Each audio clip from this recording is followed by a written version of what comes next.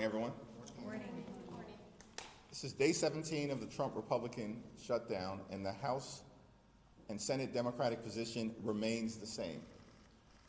We look forward to sitting down with anyone, anytime, any place, either here at the Capitol or back at the White House, to reopen the government, to enact a spending agreement that actually makes life better for the American people, while also addressing decisively the Republican health care crisis that continues to hurt everyday Americans all across the country.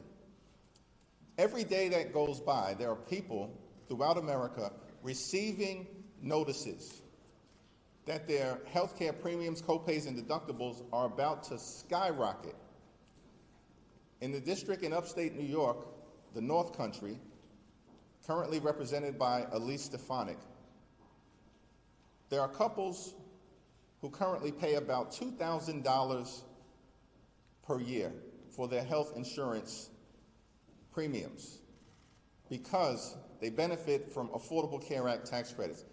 When those credits go away, that same couple will now pay more than $20,000 a year. They cannot afford that. These are working class Americans living paycheck to paycheck, struggling to get by, can barely survive, yet alone thrive. In this country, and this is the wealthiest country in the history of the world. So House and Senate Democrats are going to continue to hold firm as it relates to a basic common sense position that when we enact spending bills, we should be helping the American people, not hurting them. And so we will not support a partisan Republican spending bill that continues to gut the health care of the American people.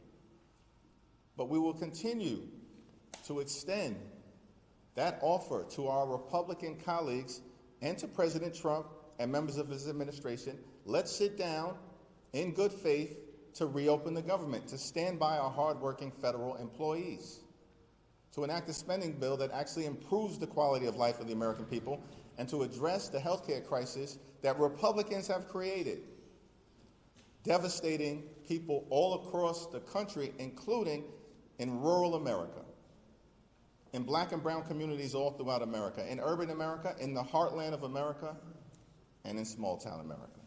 Questions? There you go. Thank you. It's looking increasingly unlikely that the shutdown will end before the end of the month, and some members of your conference have said that they'll forego paychecks at the end of the month during the shutdown. Are you going to make the same commitment now that it's getting closer?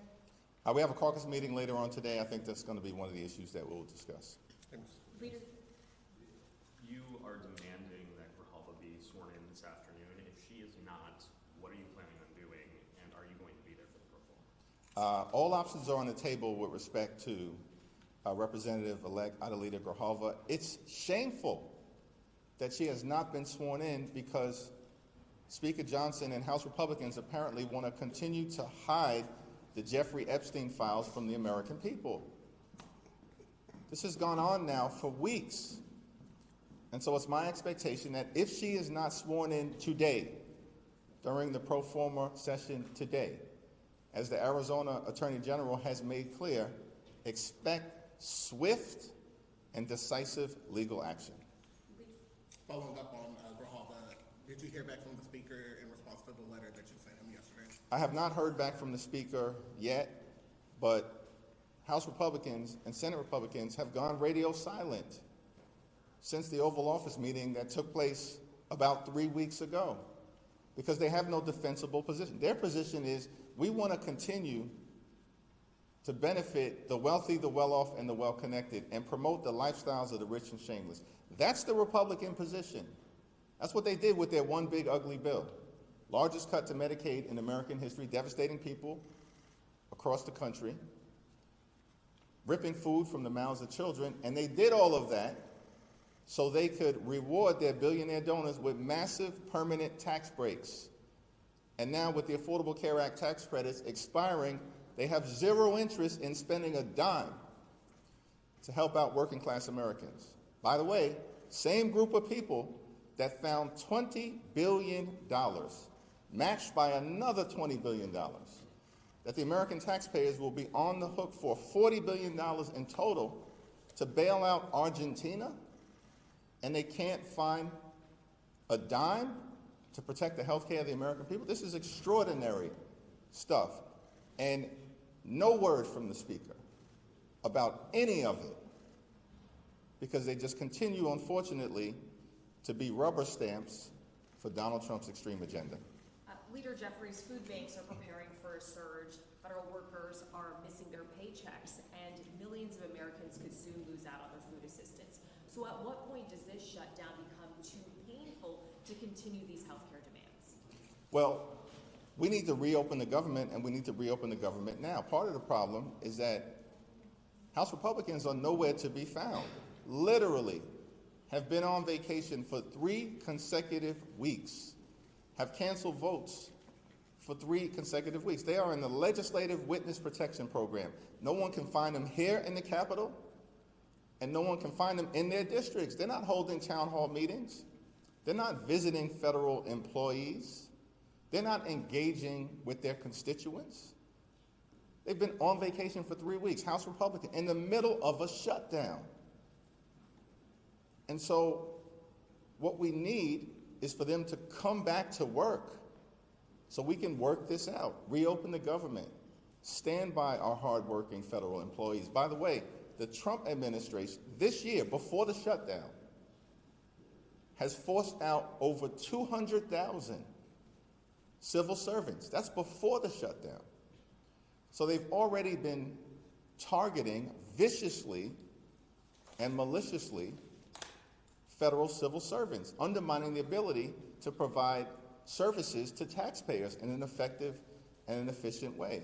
And so cruelty has been the point for this administration. We know this because the OMB director said his goal was to traumatize federal workers and thereby traumatize the American people. That's their words. Paul? Do you have any information or update or anything about this bizarre happenings with flags and maybe one flag and a swastika and now potentially more flags? Has anybody given you any information about that? We've not gotten any information specifically from the Speaker or from House Republican leadership, although it is a matter of deep concern. Like, we've already seen a rise in political violence and hatred in America. And then you've got swastikas apparently appearing in the offices of Republican members of Congress. You've got young Republicans engaging in the most anti-Semitic and racist speech possible. Like, this is apparently who many of these people are. They are ripping the sheets off in plain view of the American people.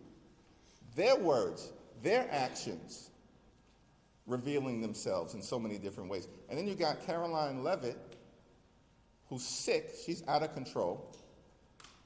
And I'm not sure whether she's just demented, ignorant, a stone cold liar, or all of the above. But the notion that an official White House spokesperson would say that the Democratic Party consists of terrorists, violent criminals, and undocumented immigrants. This makes no sense. That this is what the American people are getting from the Trump administration in the middle of a shutdown. So their actions continue to speak for themselves, which is why they're on the wrong side of public sentiment. Question on the shutdown. Thanks. Yeah. Thank you.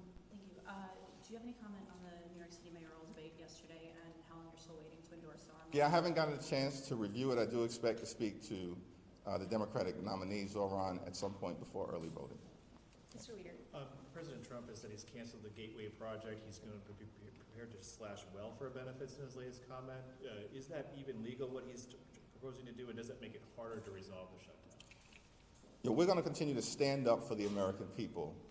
Cancel the cuts, lower the costs, save health care. We've made that position very clear from the beginning, and we're not moving. We're not going to bend. We're not going to break, because it's the health care of the American people that's at stake. And all of these efforts to try to intimidate Democratic members of the House and the Senate are not going to work, because we are on the side of the American people. And much of the action that the Trump administration is taking, of course, is unlawful and illegal. As a federal judge in Northern California found with respect to the dismissals of about 4,000 or so federal employees. That was found to be unlawful.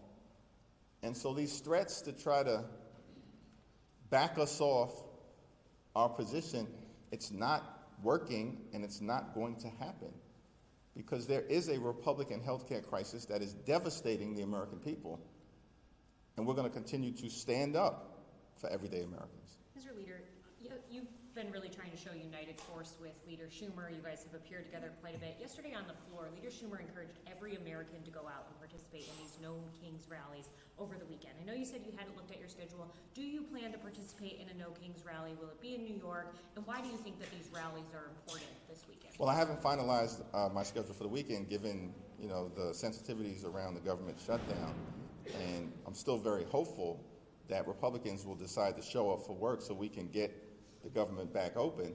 But I support the right of every single American to participate in the rallies that are going to take place this week. And showing up to express dissent against an out-of-control administration, that's as American as motherhood, baseball, and apple pie. That's the First Amendment. And the notion that this unhinged White House spokesperson would suggest that that's hateful. That's not hateful. What's hateful is what happened on January 6th. That was a Hate America rally sponsored by Donald Trump and his sycophants who incited a violent mob to storm the Capitol. That's what hate looks like. What you'll see this weekend is what patriotism looks like. People showing up to express opposition to the extremism that Donald Trump has been unleashing on the American people, and Donald Trump's failures, the Republican failure to keep their core promise. Because you know what their core promise was last year? They were going to lower the high cost of living. They haven't lowered the high cost of living. Costs haven't gone down on day one as they promised. They lied to the American people. Costs have gone up. Inflation has gone up. Grocery prices out of control. Housing costs out of control. Electricity bills skyrocketing. And now, because Republicans refused to extend the Affordable Care Act tax credits for working class Americans, middle class Americans, and everyday Americans, health insurance premiums are about to blow through the roof, bankrupt people, and prevent them from being able to see a doctor when they need one. Thank you, everyone.